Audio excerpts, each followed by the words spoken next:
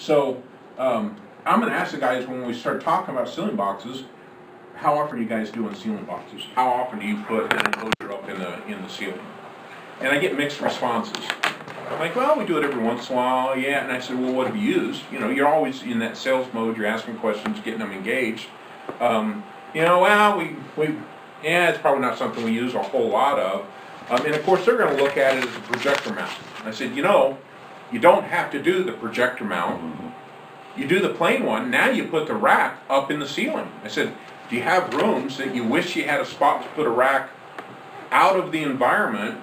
You don't have room, you know, and you got some speakers up in the ceiling, and really all you need is the HDMI, you know, to a scaler to connect to the projector, and a little amplifier to hit the 6 70-volt speakers. Oh yeah, that'd be great. Well, think of this as a Middle Atlantic rack in the ceiling. Okay, and guys really buy into that. It's like, oh, okay, I got you. All right, so this sample kit is so cool.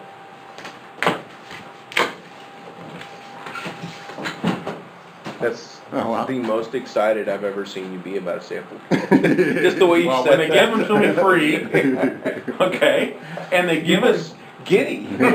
free. It's nice. So the first thing I talk about, and I just go ahead and use this as my little display, is that we have really 2 different form factors.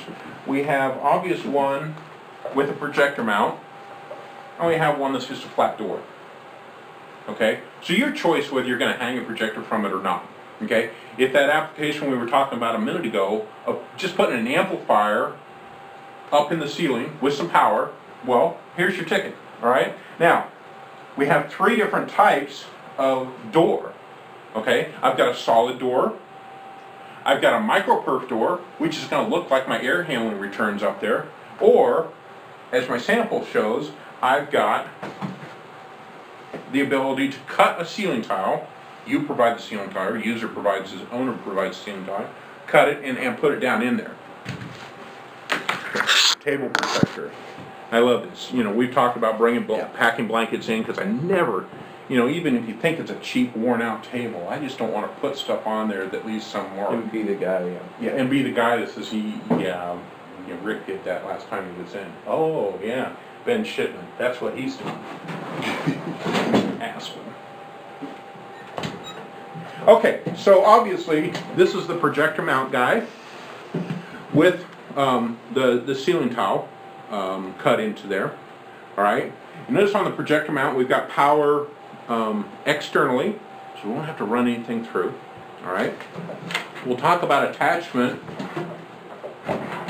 On the back side, I have permissions to be able to come in with threaded rod. Okay. Question. Yeah.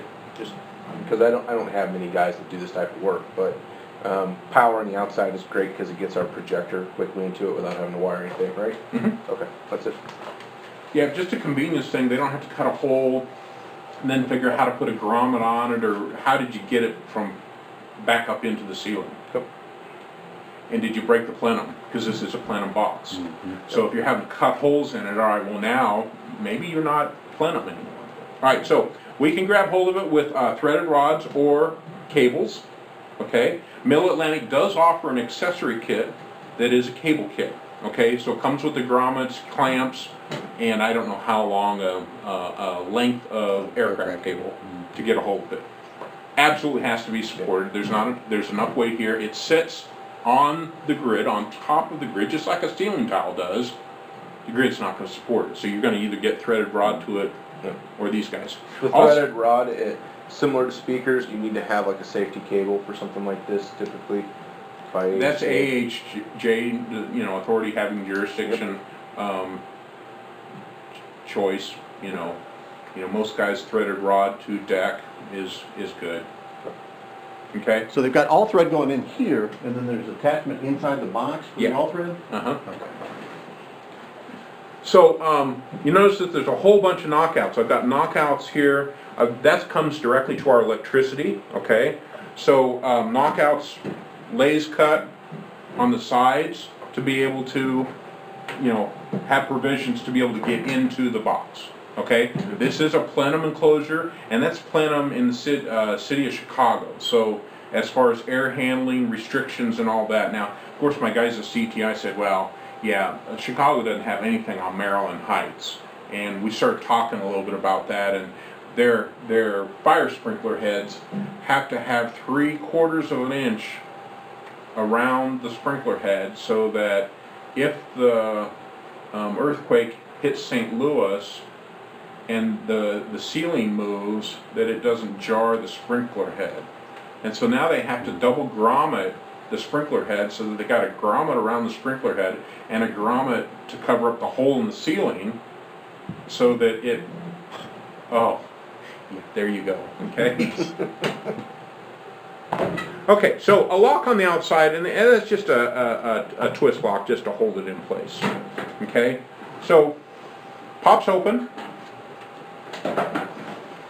Lift this guy out. Notice that there's a tether, so you don't drop it on that expensive conference table. Okay, so I immediately take that off. Okay, pretty straight ahead. You see how you cut the tile, crimp it, you know, down in there, and there you go. Okay, so if you happen to use the one with the projector mount, what we provide is the threaded attachment point in there. You're providing the pole and the mount. Okay, we're just giving you the provisions to be able to mount. This thing is on 2 bolts that can move in 1-inch increments, left or right. Okay, so if this happens to be the grid, but I'm not center on my screen, your choice is lens shift on your projector. Cheap projector probably doesn't have it, or move this guy over, and that's 1-inch in increments. Okay, comes with a shelf. Start you up here. 2-inch pipe? No, it's 1 day.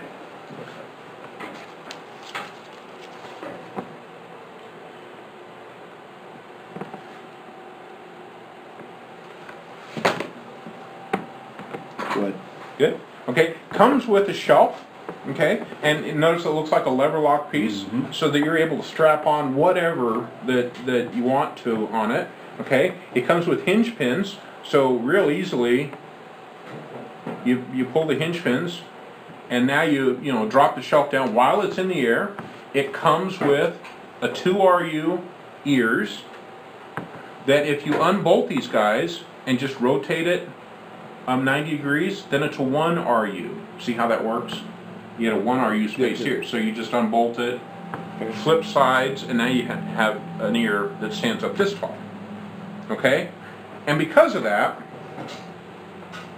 you could actually put 2 shelves in here. And the video does a nice job of showing, okay, well, you got one shelf in there that's got a scaler or a switch or a router or something like that, and then another shelf that maybe has a little amplifier on it. Okay, so if you weren't using the 2 RU and using that as a 1 RU, or just using the shelf to attach something to, you could buy an accessory and put a second shelf in here. Okay, and the hinge pins are neat because, while it's in the air, you can tilt it either way. Okay? So, it comes with power, and we have 3 choices of power. We have the most basic strip with MOVs. The next version is a strip with MOVs and contact closure. And then we have RackLink. The RackLink is our IP addressable power strip. That gives you, and we're going to talk about RackLink here in a minute, but so you have basic strip with contact closure, and strip with IP connectivity. Okay? Those 2, the upper and the middle, fans included. Thermostatically controlled fan. Okay? The fan runs at 28 dBA, so it's a very quiet fan. The fan pulls air from the room through the box and exits back into the room. That's how we maintain plenum. Okay, so we're moving air through our enclosure, sealed from the plenum. Alright? So the other thing about the fan is that it's already pigtailed up to add a second fan. There's another spot in here. So if you needed a high CFM, you could put a second fan and it's already prepped for that. What was, the dB on the fan? 28 dBA. 28. 28. So if you went with the very basic power strip, fan is an accessory, okay? If you buy the power strip with the contact closure or the power strip that is rack length, the fan automatically comes with it. And then your option to add a second fan. Okay? That's pretty much it. It's obvious that I can put an amplifier, there's lots of space in here, so you know, if I had an HDMI extender, I needed to put a switch or a router up there, and a little amplifier, I've got more than enough room to put up there, and if I happen to have a projector in the room, I can do that. You know, there's a lot of classrooms in schools that they want a voice lift system, they need a place to put all the electronics. Well, here you go. Goes in the ceiling, it's plenum, and think about the wiring. As long as they bring your 115 volts over to the box, I'm already up in the plenum. I'm going to go to the ceiling speakers and I'm done. I don't have to run wire mold up the wall. I don't have to figure out how to secure it from the kids because they don't know what's going on up here. Okay, so this is exciting. Personal experience with some of our competitors. I ran into a job before we had this box at CTI, and the tech was cussing. He was loading them up in the back room, and the thing was wobbly and bending, and you actually had to rack everything in it to make it secure, to square it up. The thing wasn't square when it came out of the box, and just sitting there on the bench when they're loading it up, the thing was sort of tilted, you know, and I'm serious. I'm picking this thing up, and he says, I'm still working on squaring it up. It's like, yeah, it's obvious because it's, you know, an irregular... There's that much flex, that's safe. Yeah. The low box? No, it was an Extron box.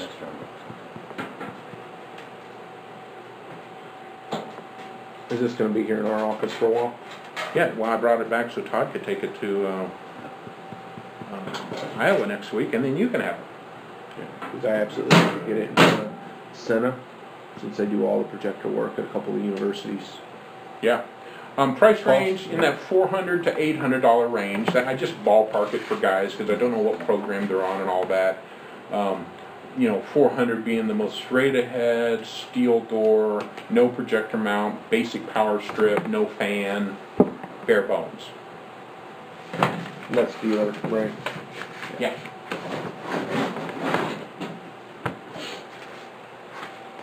Okay. Now, at this point, I would, because John would have his iPad out, I'd say, John, and he'd open up and start the Legrand ceiling. So the thing is, all right, guys, how many of you use iPads? Okay, we have a free app. John's going to show you the app.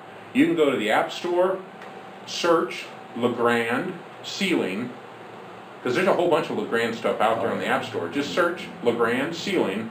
It's a free download. And so John would run it, you know, through that. But the other thing about it is that it shows that conference room, and you got hotspots for under the table, you know, cable management, poke through, you know, column, OFR, in the wall behind this, you know, display box. It has all that stuff. It's like, guys, you know, if you're working with a consultant, an engineer, the architect, here's a flavor for all the stuff that we're trying to offer for you. Okay? And then he'd run them through that. So, you know, if when you get to where you're, you know, at, Todd, if, you know, if you've got access, he has a little adapter. I think it's to VGA. He's got an old iPad that has the big connector. Yeah, I bought me an HDMI.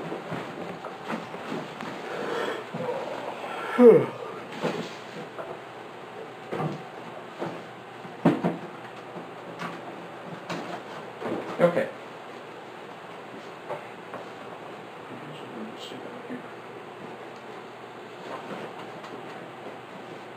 So if these meetings that we've been having, if I knew that we were going to be talking a lot about power, I would pack all of these. We'll talk about MPR and rack link and series protection, because that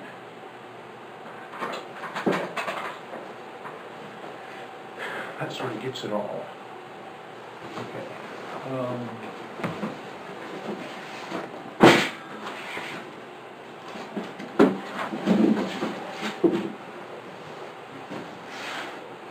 Okay. Give me the brochures there, Dustin.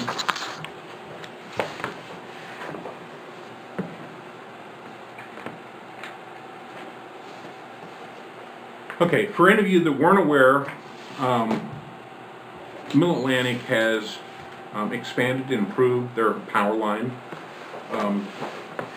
You know, prior to the expansion to offer series protection products, it was a single stage MOV and a dual stage MOV. And you had to go to Surgex or Furman or somebody like that to gain something that, you know, as some manufacturers might call it, non-sacrificial, something that was excluded MOVs, maybe. And so that was where we stopped. So we could offer MOV, multi-stage MOV, and UPS stuff. We were missing that betweener, okay? So Mid-Atlantic took possession of the design patent because Surgex let it lapse. They've updated it. You know, Chris, you know, DB is probably would say something, you know, different or whatever about it. But the idea there is that they've updated it and maybe made it more appropriate for the AV industry. So what's different about our series protection is where we operate, where we do something, okay? And that's where I'd have, and do you have your iPad? It's in my office. Can you go grab it so we make sure that the sheet that I'm talking about is accessible to you? John has it, but I want to make sure you guys know where it is and can use it. By the way, the anti-lock brakes on the red van work outstandingly well. Okay, I want to know why you had to engage anti-lock brakes. I was going through. Was it anti-skid? Yeah. I was going through Vienna, Missouri. You know, I'm out in the middle of nowhere, between Rolla and Jeff City, and I had a lady lock her brakes up in front of me, and I wasn't sure I was gonna make it, but I got it under control with about 12 inches to spare. But no skidding, no hopping, just. Now. Hey, you just mash on the pedal and stand on it. Yeah. And yeah. So you should In the folder, in the Mid-Atlantic folder, yeah, in Dropbox. Maybe under power. It may say something about ANSI.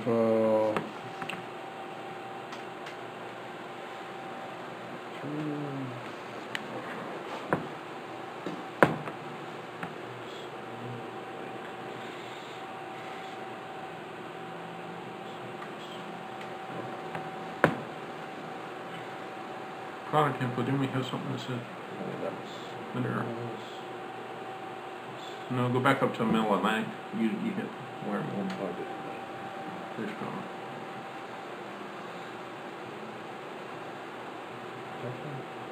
Yeah, maybe. Let's see what that is.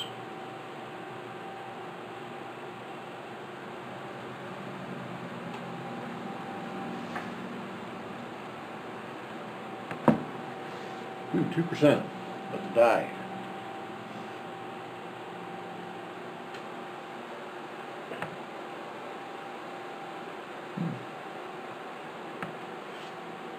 Cloud.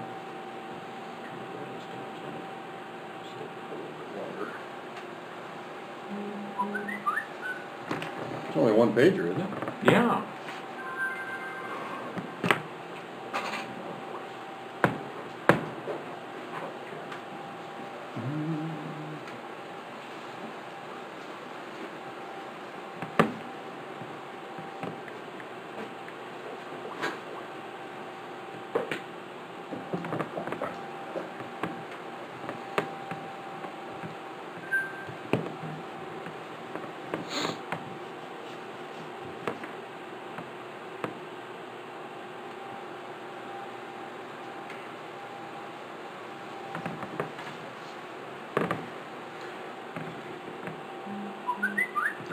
Actually, it's under power info, excuse me. Yeah, it's this one. Series protection confidential. Geez, I'm only at 13%, I guess I should charge mine too. It's a race to see who can... 1%, it's gonna die as soon as it opens. Oh, you need power? Yeah, charges. Okay, so... Wow. Yeah, it's, Yeah, Dropbox sucks. I bet it's on our end, not theirs. download. There's a good wireless or cellular here. Yeah, for a lot of times LTE is quicker than some networks. Okay, that's why I would always want to have it loaded up. Yeah, outside of resident.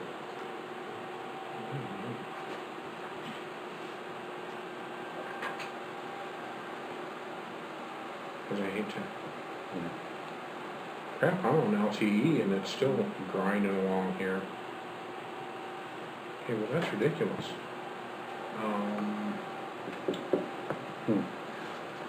Yeah, I'll download it so that it's... When in doubt, go back to... Oh crap, I'll open another iPad. Okay, so maybe we'll get it, maybe we don't. So okay, I'm gonna continue on as though I had this little iPad thing up here that shows the ANSI standard.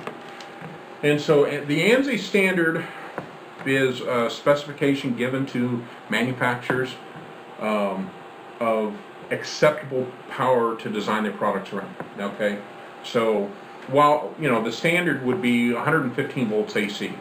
Okay, if in a perfect world every outlet, every building was delivering 115, every manufacturer has designed their products in the U.S. to work with that 115.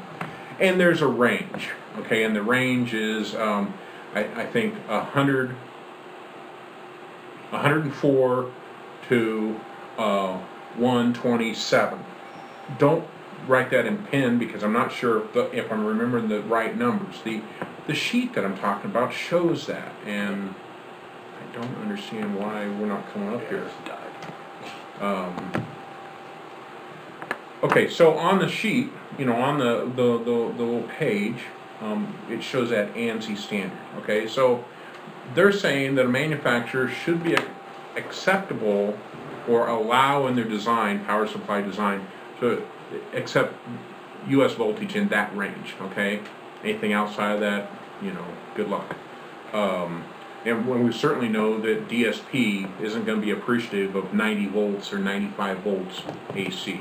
And we probably would suggest that DSP and low voltage or ground conditions are more prevalent and would cause more problems with DSP than your surges or your spikes. Okay? And everybody will say, yeah, we agree. Low voltage is going to cause us to, reboot the DSP and do all that, okay? So, as you look at the standard, then right beside that is the Middle Atlantic. And our shutdown is at 100 volts AC and 137, if I remember my number right, okay? And the action that we take is to auto-disconnect the device when we break that high and low threshold, okay? And this auto reconnect, when 2 seconds have passed and the condition is back within the acceptable range, then it auto reconnects. You don't have to do anything, your customer doesn't have to do anything. It senses 2 seconds, we're good to go, I'm going to connect you and you're back online, okay? So you slide over on this PDF and you see Surgex, and Surgex is a bigger number, okay? Which means the spike, and I actually had a guy last week argue, it's like, well, that's an instantaneous, and most power supplies and products are universal, so they're going to take, 208, 220, whatever, and just get by. It's like, okay, I guess you're buying everything that has universal power supplies, and you're okay with that. I am suggesting that in a controlled AV conference room opportunity, that higher voltage may or may not be a problem, okay?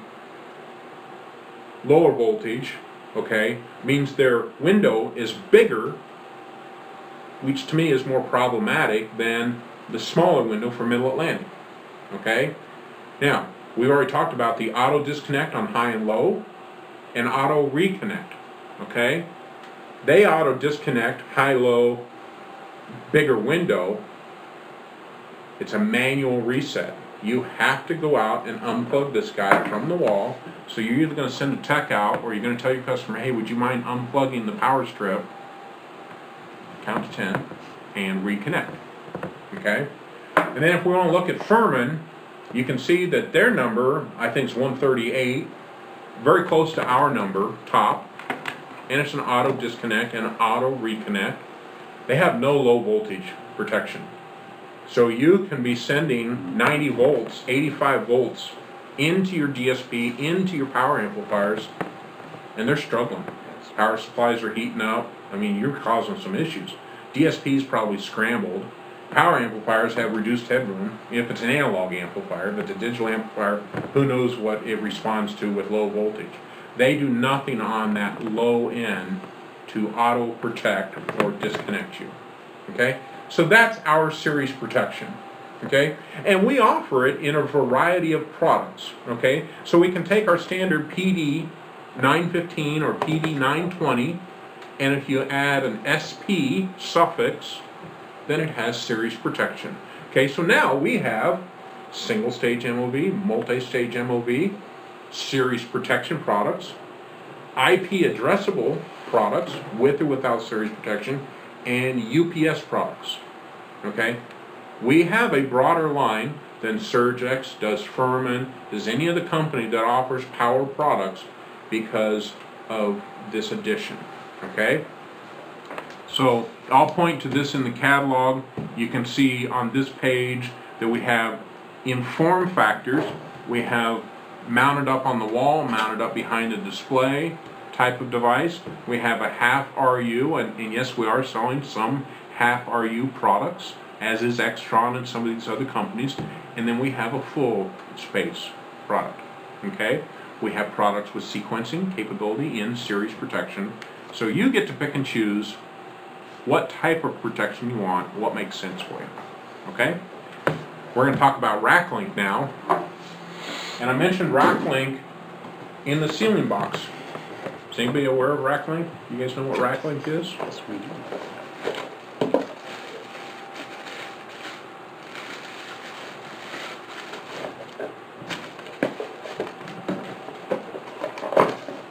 Do you know what the blue stripe's called? Or why we have a blue stripe on our power cords? I know what the blue, why it's there. It's Power called safe. power safe. That's it. Signal safe. Signal safe. Hang on. And you want to check with Stenzel, because he'll give away a $20 or $25 Starbucks card if you ask him, why do our power cords have a blue stripe? Anybody? I think I tried to give it away. Did I do that with you? So, Okay. We only got one guy in all of our visits last week in St. that Louis over at that knew what it Progressive. was. Yeah, okay. And he didn't say signal safe, but he said exactly what it does. I don't need the name because I'm going to tell him the name. Tell me why we have a blue stripe on our power cord. Okay? Every Middle Atlantic power product has a blue stripe on the power cord. And it's not so that you know it was from Middle Atlantic. It keeps the noise down in your rack. And if you've got multiple devices, we're going to be managing that better for you with a blue stripe on the power cord. Okay? So RackLink, this is an exciting product. This is not a new product. The reason I'm bringing up RackLink again, just so if you get guys rolling, it's like, okay, we've heard this before, is that I mentioned RackLink is available, so the functionality that we have here is available in your ceiling box. You can stand below a 12-foot ceiling with a DSP in the box and reboot that DSP without getting a ladder or scaffold out. Okay, I'm going to show you how to do that. or if you had a switch, or a router, or a modem that has some, that's a heavy power cord. It's like an anchor. That needed to be rebooted.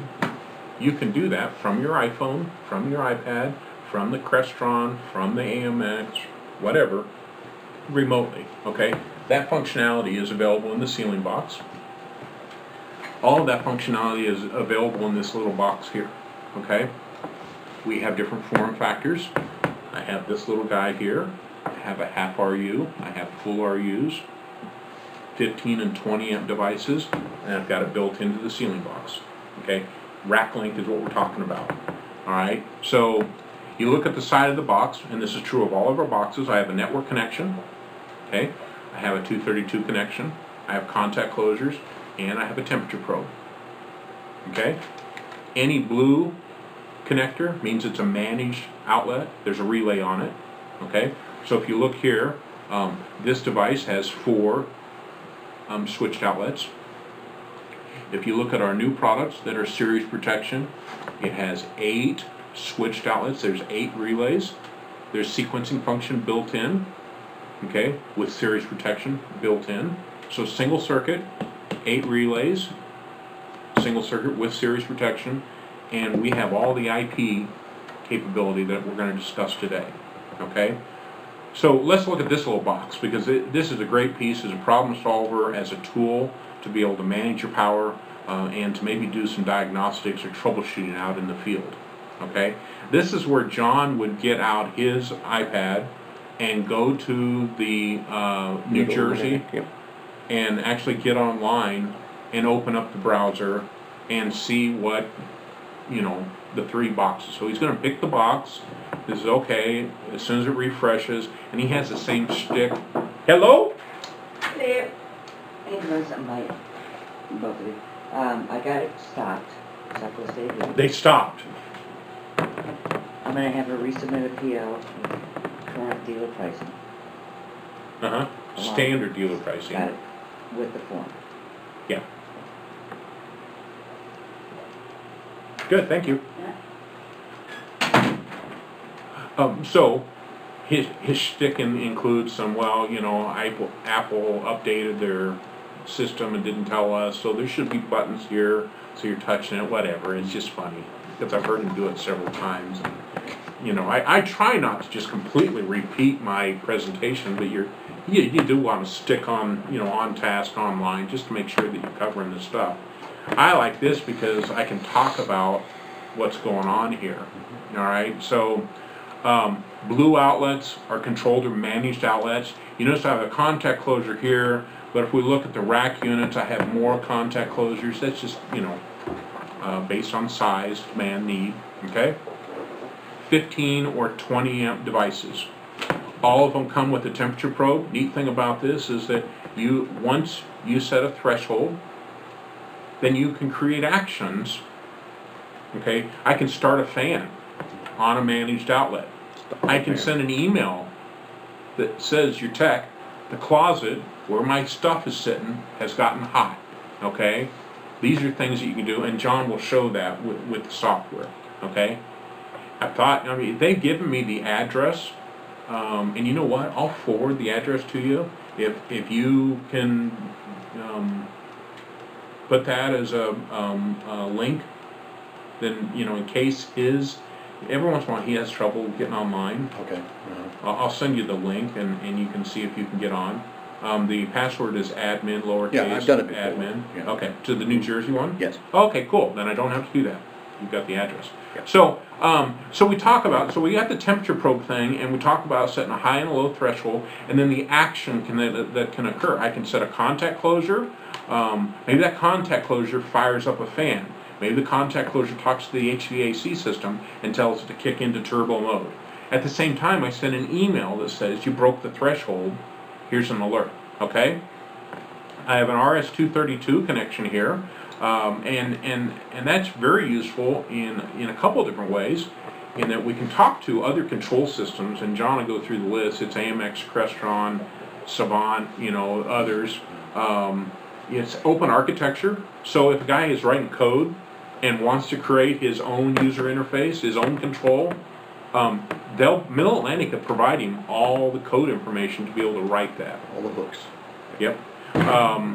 Okay. The other thing is that this can ping a device, and this really gets some traction with guys that say, you know what, if you happen to have a control system, and you just want to make sure that that control system's functioning, and for whatever reason it seems to be tripping up every once in a while, or if I've got a project with TSI right now out of their office in Springfield, they do a lot of data closets, and they're constantly having to make service calls to reboot boxes, modems. So the pinging, you set your IP address in there and it goes out and pings. And if you set the response to 3, if after 3 tries there's no response, then you can tell it to reboot that controlled outlet and send you an email that said we rebooted and it's good and we're okay now. Okay? All of this stuff that we're talking about goes into the log. Okay? So if you're over under voltage, over under current, over under temperature, that was pretty. If I'm pinging something and I don't get a response and I reboot, that's all put in the log. Okay? We keep a 2-week running log in here, the first in, first out, kind of just running. You're going to get the information. Okay? So if you've got a rack and you think there's power problems, existing job, okay, and you're tired of chasing it because every time you show up, you check it, everything's good. You reboot the devices and you move on. You charge the customer for the service call to tell them unit check's okay. That killed me. I used to have a service tech in Salina that he'd check something and he'd say unit check's okay. I knew just as soon as I gave it back to the customer, about 3 hours later, he's going to call and be pissed at me. It's doing it again. Okay? You take a car in, makes that noise. I don't hear that noise anymore. Well, it knew it was going to the shop, right? So it quit making the noise. So existing job. You could put this little box. This is a $270 box. Okay? So for $270, you park this in the rack. You know what the temperature of the rack is? Logging it. Okay? You want to ping something in there? Logging it. Okay? Over under voltage, you think there's some brown issues? Logging it. Okay? You can come back 2 weeks later, pull that, export it to a CSV file, use that CSV to create a graph in Excel, and show your customer a beautiful illustration of the problems that they've got and why we need to charge you to correct it so that don't have to charge you to make service calls every time you lose power or it drops to 90 volts. I think that's one of the most impressive feature sets, and what, like when we were talking to Boeing, particularly like working with end users or guys that manage all the AV and whatnot, that was huge because their budget is managed by guys who don't give a shit and don't understand, that are above them. And so for him, the ability to take a color graph up to management, like, no, this is bad, this is good, but it's bad and bad and bad again. Yeah. As opposed to try to explain to them and they're like, you're not getting an extra $10,000. It's not. Those kind of gremlins just make the contractor look like an idiot. Yeah, they do. So, this is one of those that maybe it's in your toolbox and you're dealing with some issues, so you just park it in the rack. And you know that next time you can come back, pull that 2 weeks log, and show the customer what's actually happening. Okay? As a diagnostic tool, before you roll a new rack of equipment into a room, park this thing in the closet where you're going to terminate and leave it there for 2 weeks. Get a picture of what's going on before you put a new rack of, $200,000 worth of processing and video pieces and all that. Know what you're doing before you get out there. Maybe even park this there before you give them a final quote, so that if you know that there's some anomalies with the power, you can include that in your pricing. Be prepared. And certainly any new projects going out there, you might want to consider putting this at the very head of the rack. If you use the new series protection devices, you now have a sequencer, so if you're wanting to set up steps to power up and power down, that's included in it. It's 8 outlets. APC sells a device that's $849. I think it's called an APC 9800. I just changed the CTI spec We're $50 less, and we offer so much more functionality. Okay? And that's a standard. Every rack that goes out with them had the APC 9800 in it. Not only is this going to be testing power, but it's also going to be testing the network. If you know, for ahead of time, have it plugged into the switch and just be pinging that switch all the time. Okay, Yeah. let's see what the network environment's going to be like when we install the system. Absolutely. Okay, so this is a fantastic tool, and you know what? The server's built in. Okay, the log is stored here for 2 weeks. Can it be cloud-based? Absolutely. You want to figure out how to push that data, you know, and do a cloud. But you know what? Most guys aren't doing that. They want it to live in the room, in the building. You know, we can have access to it. You give us a port through your firewall if we need to do diagnostic stuff. But if it's on a campus, school, you know, corporate, you got IT guys, they can run around with their iPhone or their iPad and be able to see what's going on. They're going to get an email. You get a copy of the email. You decide whether you need to make a service call. You can get out there and do some stuff, even reboot the devices remotely before you roll a truck out and charge them for the travel costs and all that. Okay, that's Rackling. So we can put a ceiling box. I can put it in here. I can put it in half RU. I can put it in full RUs, all the way 15 and 20 amp devices, up to 8 managed outlets with sequencing. Okay, everybody good there? Can I get an order? I'm gonna put some of these in the truck toolboxes, like guys run I'll around take 6 right now. the city with these. You know, that's what I'm doing. I'm asking for an order. What kind of deal you gonna give me? He will. He'll break price if, you know, it's like, you want to give me a trial, put one in, maybe you want one in the building. Maybe you want to see what your power is doing here. Check your network. Okay? It's $270. Yeah. You want a deal? I Really? tell guys all the time, every contractor should have one of these. Okay. Then I will not go through every page. I do go to this. So here's some new product. You guys are doing furniture. I appreciate the VTC business that you've been giving us. We've expanded the line. Everybody looks at that and says, well, is this one new? No, it just doesn't have that ugly gold anodized, you know, center thing. It doesn't look so much nicer with black. Everybody says so. It's like, yeah, it doesn't call attention to it, and it just sort of disappears. So we're still making that. We're showing it in black here. Okay, and remember that this is capable of supporting a couple of 80-inch displays. It's UL tested as a trip hazard. You guys know how they do the trip hazard test? On the ramp. Oh, you're talking about the BIFMA tip test? Right, the ramp? Yeah. Yeah, well, I tell guys, because they don't know, it's like, I don't know how. I'm into telling stories, right? That's all part of the sales thing. It's like, okay, so you have the VTC cart, and they put a 90-inch display. If they're using the new one, they put a 90-inch display on it. They set it at the top of a ramp. It's got 4 wheels, like a shopping cart that spins like that, and they let go.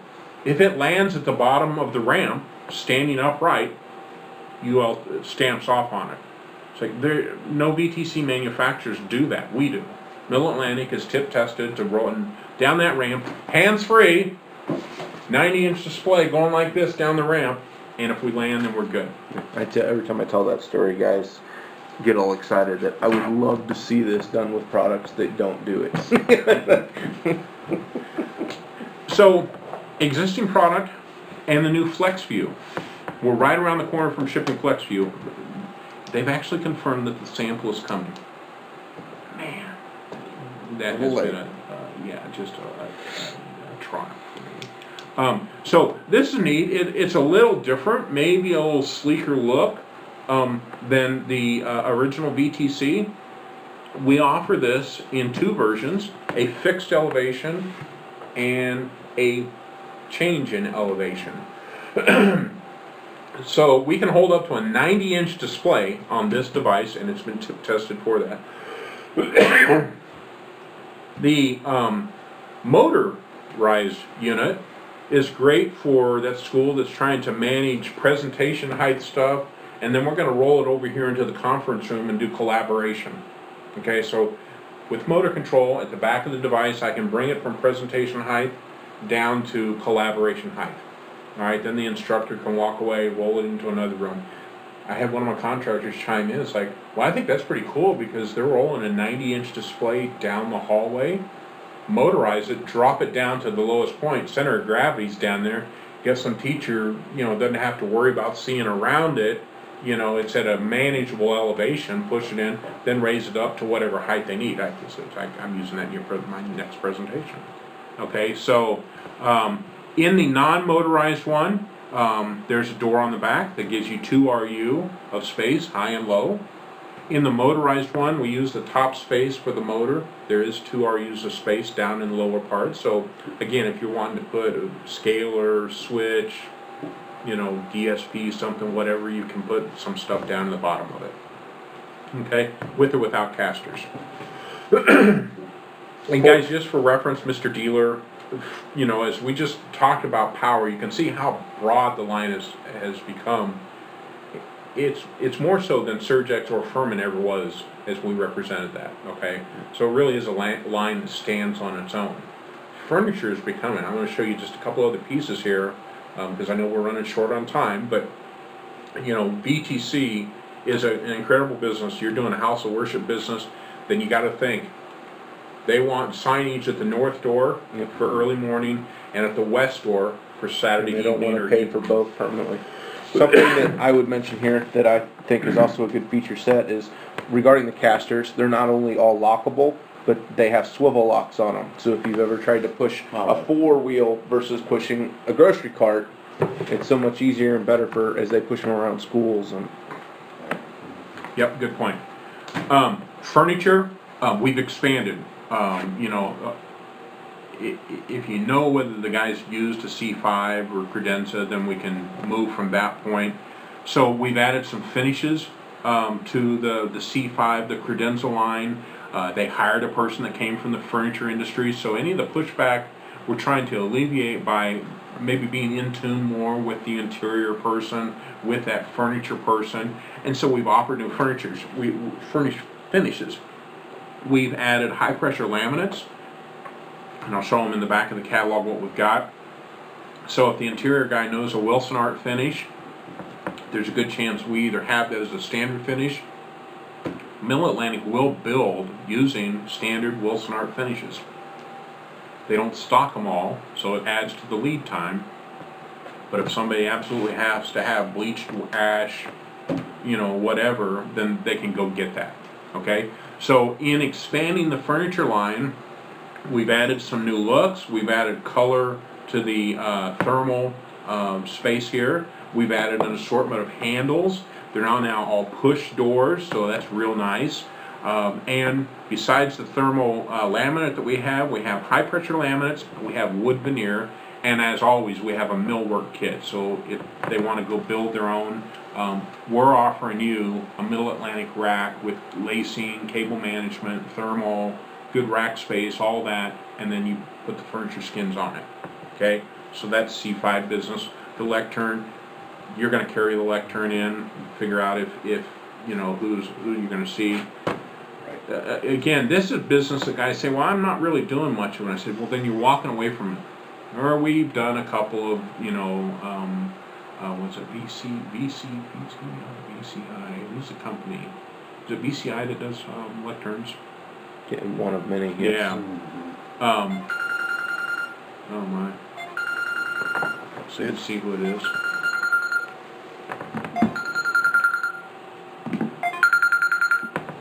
Ohio. I have no idea. So, what I touch on here, and John does have an ordering guide, which I think I linked in Dropbox, but is a keep it simple concept, guys. Just as you're building a lectern, it's a very simple thing. You decide 1, 1.5, or 2 wide. And when I say 2 wide, it's 2 19-inch racks underneath there.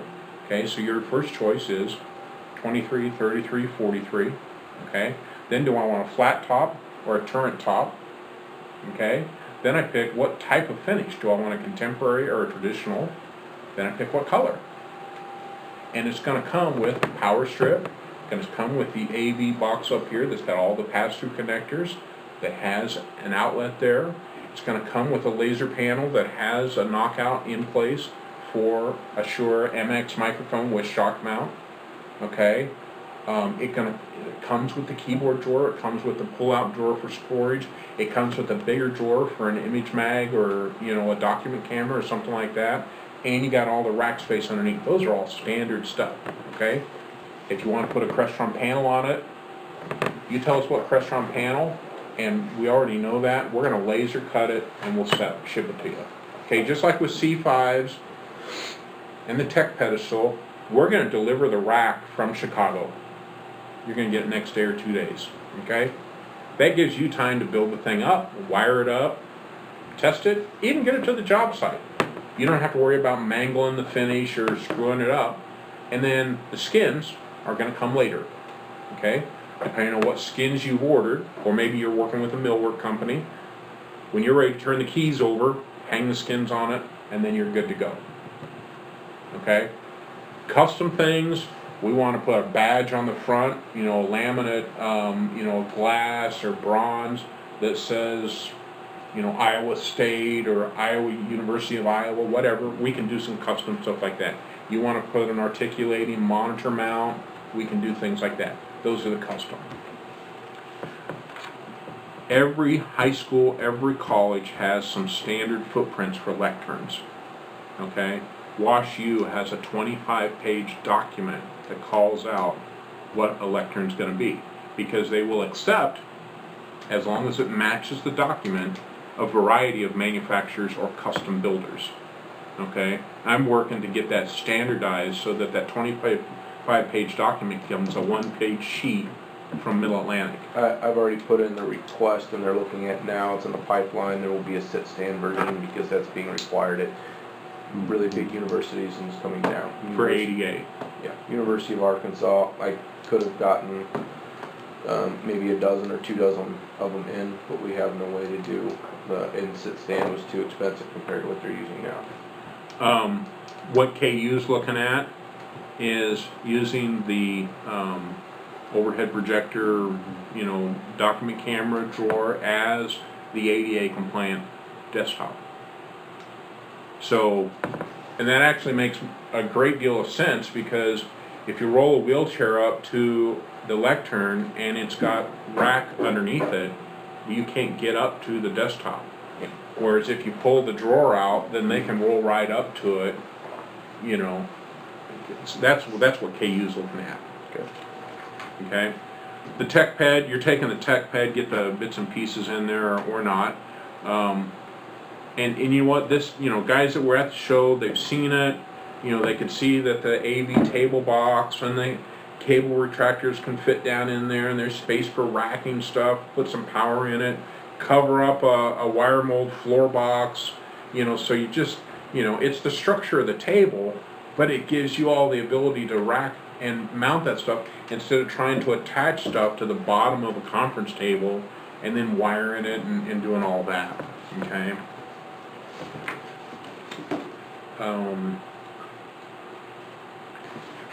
I've done the MPR. We talked about that. We'll get that out and just show how quick and easy it is. It goes together, and mention that we now have a series protection module. John said one was being shipped to us to go in the MPR Raceway. I think guys forget about the MPR Raceway, and everybody that I've showed it to over the last 30 days is like, you know, I think we could use that. It's like, heck yes, you could use it. And you think about cleaning up the power distribution in your rack, you know, and if you specify it in, you know, here's 6 modules, we'll build it, no charge.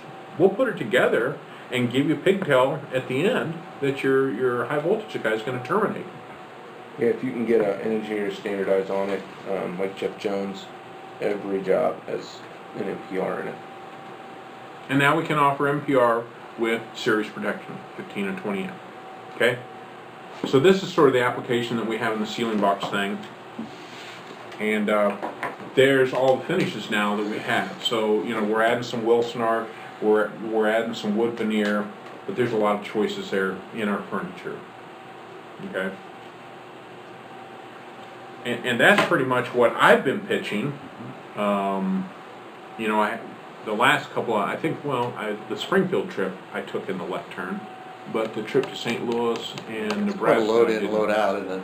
Yeah, well, that's why I'm gonna Pick leave and you choose. the roll around cart, and so Well, this is how I normally go, and then I've been taking in the OFR demo kit, the OFR poke through, the AV table box, and the cable retractor. You'll make sure you have at least those 4 things, you know, that you can just stack up here on top. So, you know, this goes in pretty quickly, and you know what? You know, I get my power stuff out, set the MPR up there, you know, get a couple of these pieces, you're ready to go. You do the ceiling box, then you get into the power, sort of elaborate on that.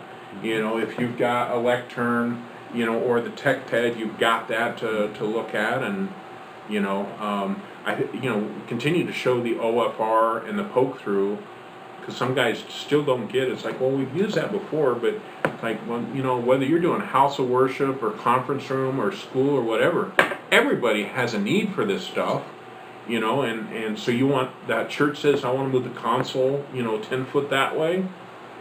You know, OFR can help you move some of that data, you know, power, whatever. Not going to get multi-pair through there, but, you know, in this digital world, your multi-pair is replaced by a piece of Cat5. Something I told Todd the other day, I mean, this doesn't really apply to the big contractors because the buildings are too big and you have too many guys in a meeting. But when I was doing RFR and MFR, when I was originally traveling with those, because they can be a kind of a loadout, is that in the spring and the fall, it actually gives me an opportunity that they kind of like, and then I'll put them in the truck.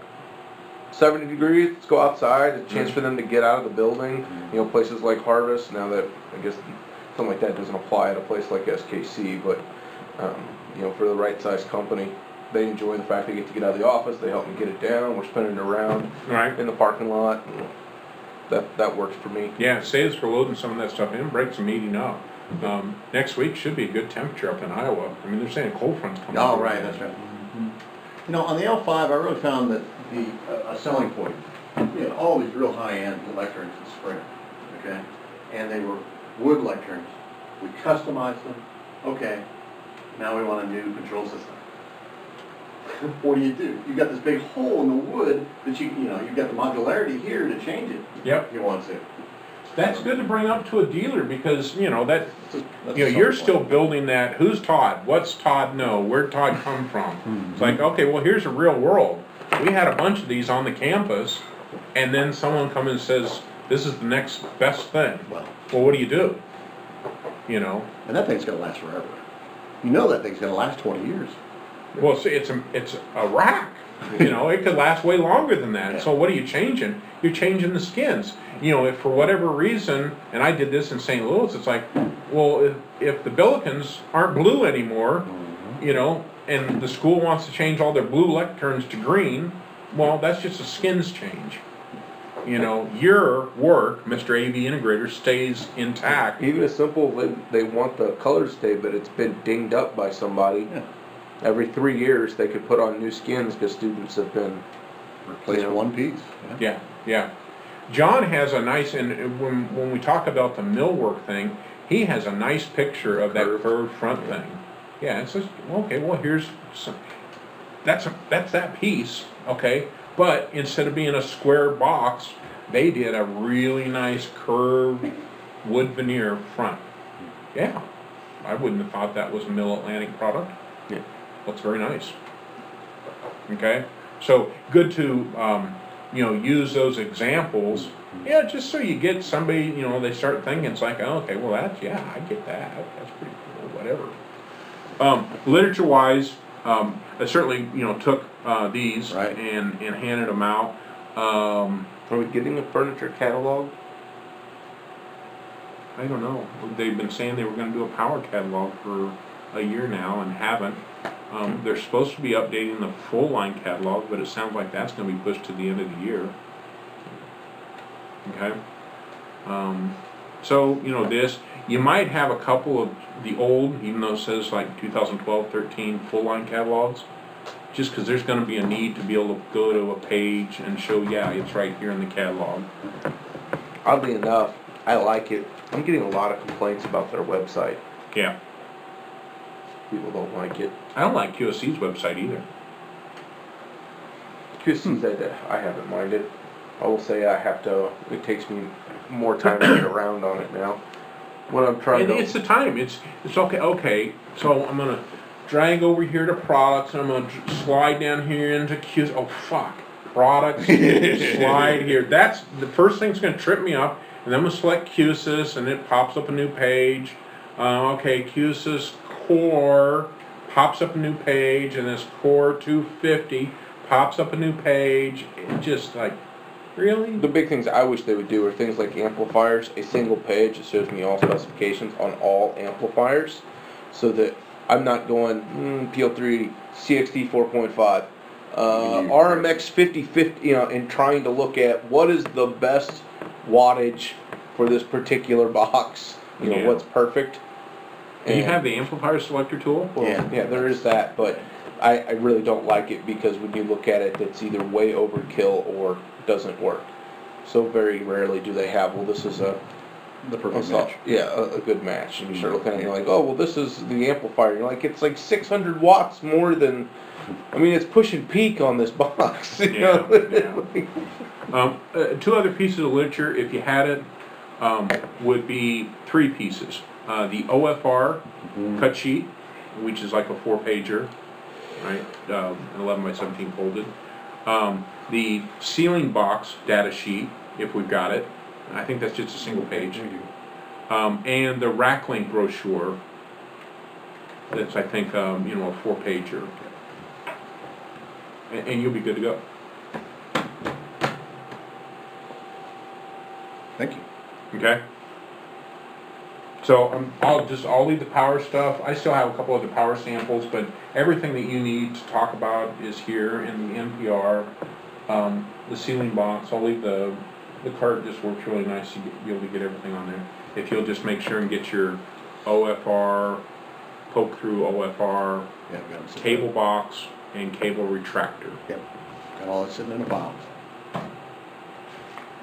All right, good. We're on the number for Mid-Atlantic at least through the end of June. So we just keep doing what we're doing. He's supposed to be getting us a report that's sort of a 6-month recap, that looks at new products, who's buying new products, who's not buying new products.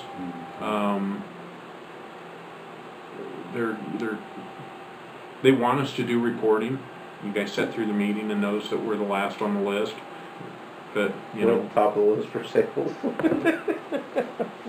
Well, Very close. he has his own personal opinions about the reporting and all that.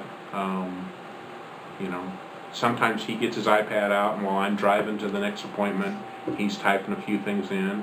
He gave me a Google Doc, that we can just do very basics, and I'm saying, who reads it?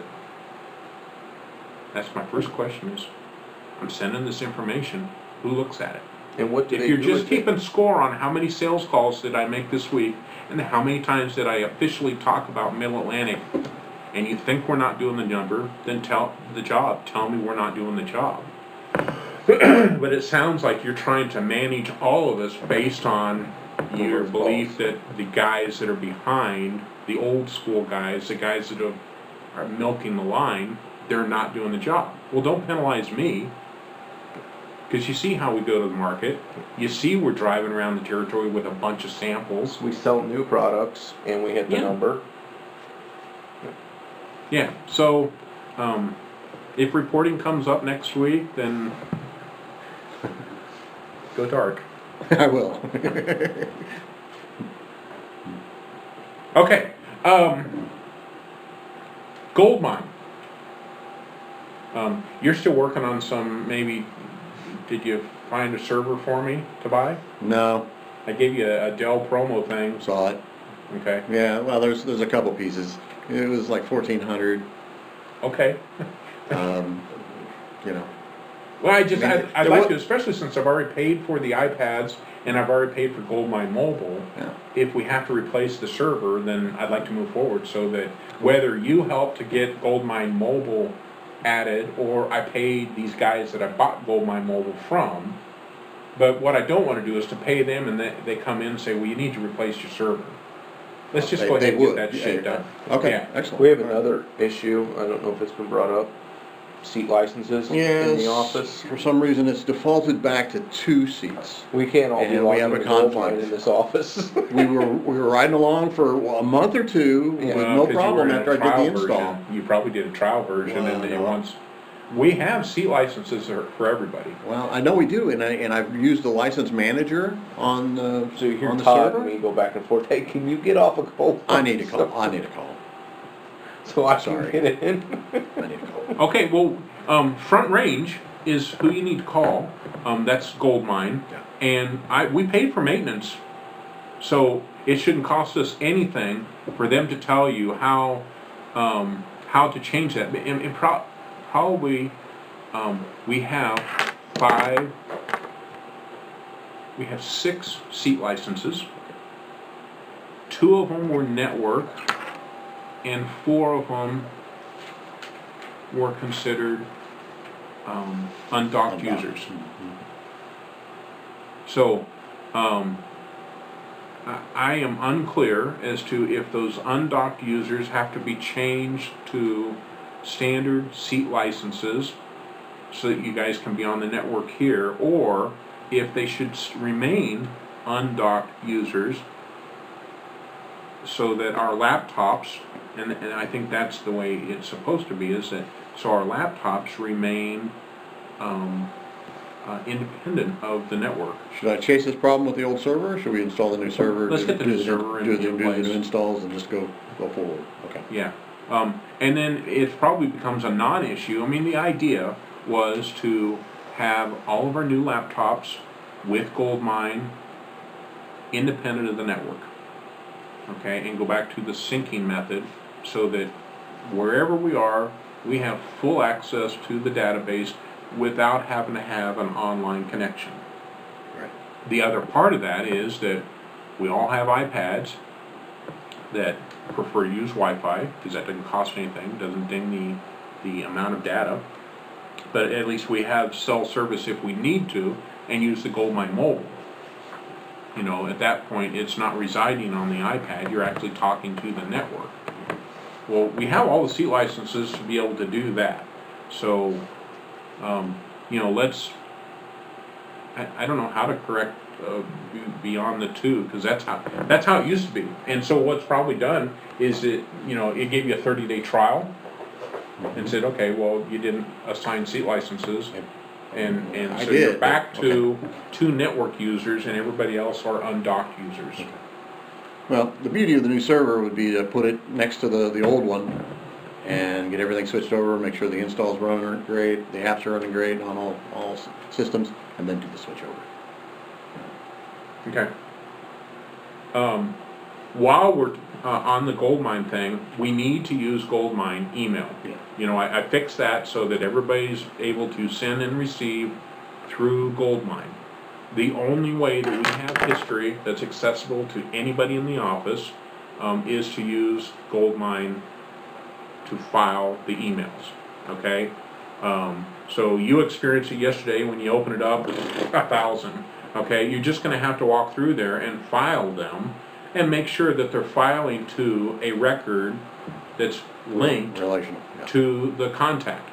You need to do the same thing. You open up your mailbox in Goldmine, and you're gonna have to sit there and walk through your inbox and get those things filed off into Goldmine. And we should be using Goldmine to send emails because that's where the history lives. And yesterday it came up because we were trying to figure out where the pricing came from the Southwest AV, and we thought, okay, well, is there a chance that Sype or Palmer gave us a quote? Leon Padita. Okay. There was no history, couldn't find it anywhere. You know, so, all right, we've got a system in place that all we have to do, It's in email goes through Goldmine. It's in a folder in my back drawer. I say Yeah, that doesn't do us any good. You know, we should be able to go to Allen and Heath and look for price quote, or if that quote was then linked to Southwest AV, if it came in the form that was a linkable form, then it should be linked. And we need to get back to being able to use that linked areas. I mean, we're putting stuff on Dropbox here as a convenience to be able to get to it with our iPads. But we're going to have to go back to and I'm not gonna do it until we get the database reduced in size, which is out of control. But pricing and specials and programs, things that are related, or quotes or STAs for a particular dealer, Mid-Atlantic or a DDP for a particular dealer, all of those should be linked to the contact's record. That way we don't have to figure out who's using what folder on what device and where to go find it. You know, it should all be living attached to Goldmine. That's why we have this relational Word, you know, Excel, Microsoft, whatever. We need to clean it up. Get the server replaced. I told you I'd spend the money on that. You know, it's easy. I'm still interviewing for St. Louis. I had some interviews last week over in St. Louis. Man, It's always crazy. it's challenging. I ran into one of what I call the bad reps, or the reps that don't understand it, I guess. I ran into one in Tower Music. He showed up during my meeting time just to come in here and do this, and I wouldn't even let him talk to Greg. So he eventually left. He sat there and made phone calls in their store, and then his name was Mark.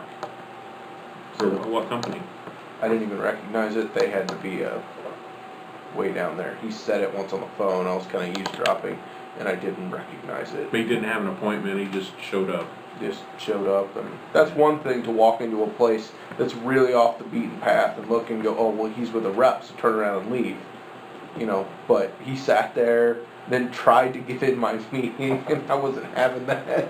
So we went back and sat down again, and then by the time I was done with Greg, I turned around and he wasn't there anymore. It's like, so he sat there for an hour and 15 minutes or whatever, and Wow. Well, that's definitely not the BC way.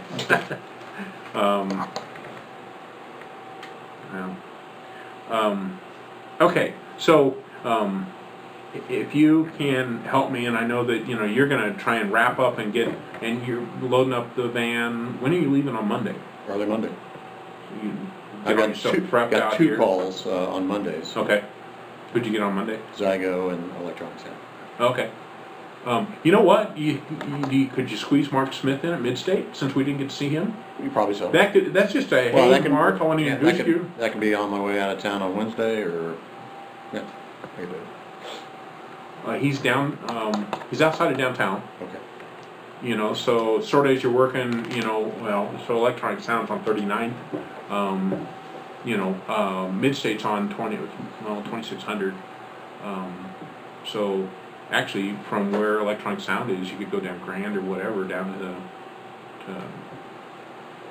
to Midstate. And it'd just be a short meeting. I wouldn't expect you to spend more than a half hour or 45 minutes with Mark. If you could get a walkthrough of the warehouse, just so you get a feel for what they do. Leave him, the most current Shure literature and, whatever. Maybe you could squeeze that in there.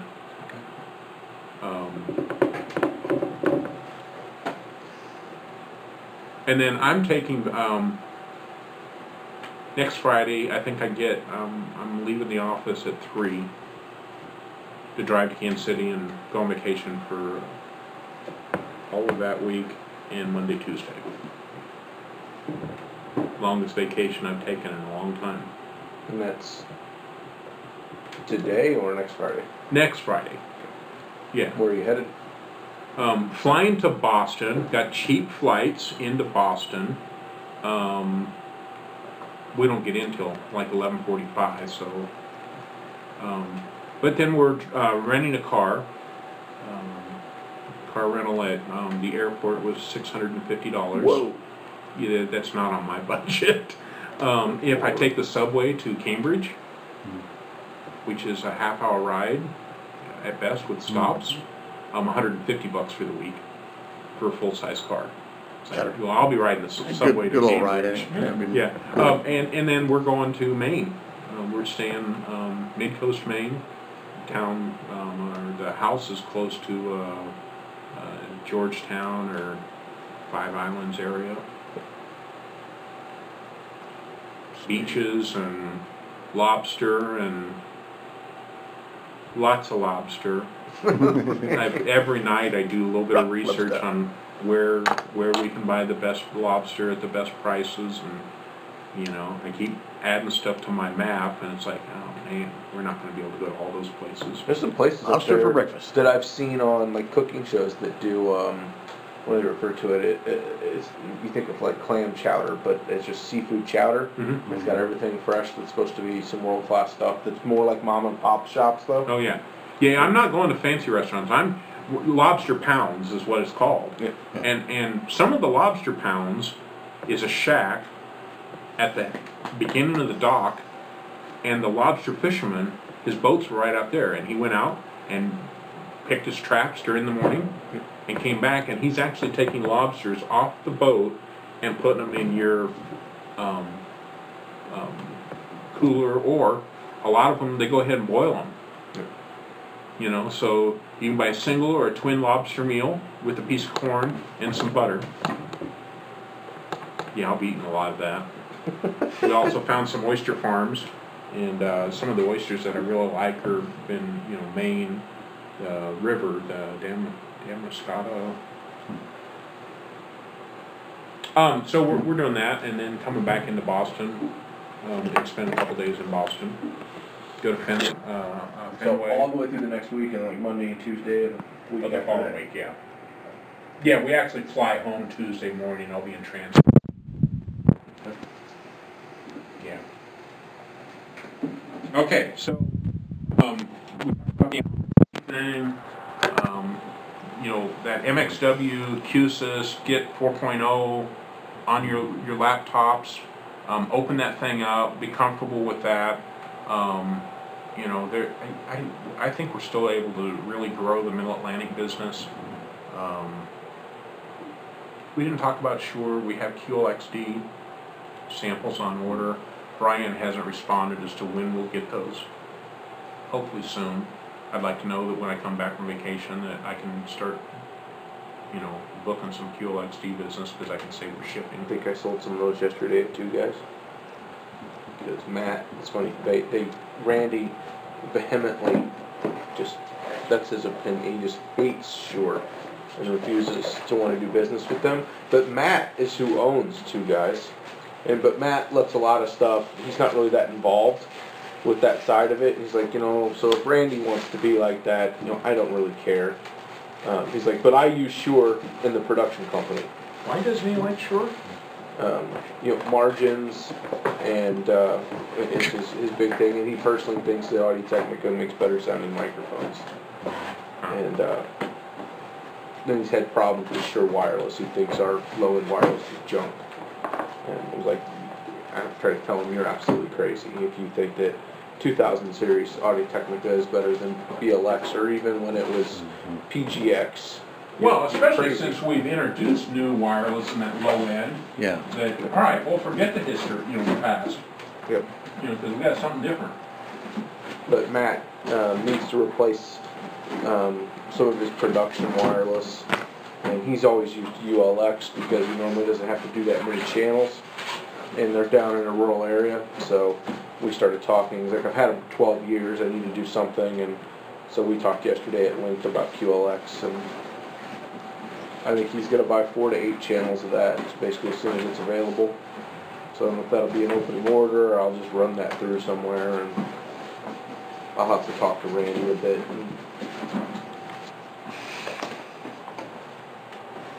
Okay. So, I don't know if there's any other power that we could put in there. We'll just keep all the power stuff in there. Okie dokie. Well, that's really all I had. Yeah, thanks for the primer. Appreciate it very much. We'll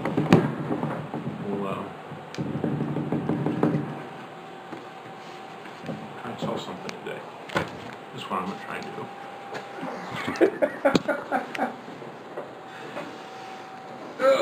Try not to think of Maine. No, I do that at night. You know, I take my other iPad's just, you know, and I've just been burning it up. Oh yeah, looking at You know, maps. and last year we didn't really take much of a vacation.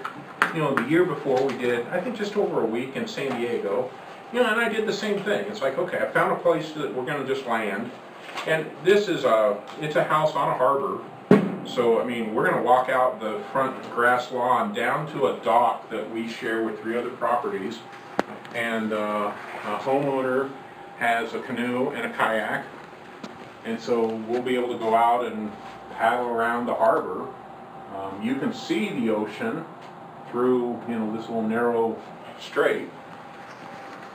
You guys tell me we should go whale watching, so we'll probably do that. The Lobster Festival ends on Sunday, so we get in on Saturday, and we'll probably drive over to the Lobster Festival and see what that's about. Nice. I'm looking forward to it. Full family? And it'll be 70 degrees there every day. So I'm really into that. Full family, or just you and the wife, or? Shelley and I, Marshall and Allison. Megan is just pissed because she doesn't get to go on family vacations. Like, well, you have a kid and you get married, you have your own family. That's coming back. And, you know, the other two are, it's like, I'm glad Dad said that because, you know, we didn't want her home. Yeah. You know, not with her, you know, her dipshit Kid. husband. And, you know, the baby is great, but, you know, I'm not taking a 4 or 5 month old baby on vacation. And she even said, well, what if I pay? It's like, not this one. Yeah, well, with a child that young anyways, you two aren't going to be able to do anything as parents. You're constantly going to be dealing with a child that young. Yeah. You know, we're taking them around, they're in the sun. I mean, it's just, you know. Now, What I was thinking, though, is if you said that in front of everybody, I wonder if Allison was going, I'm not getting married till I'm 30. well, they know the deal. It's like, you start a family on your own and, you know, we'll see you at holidays. Yeah.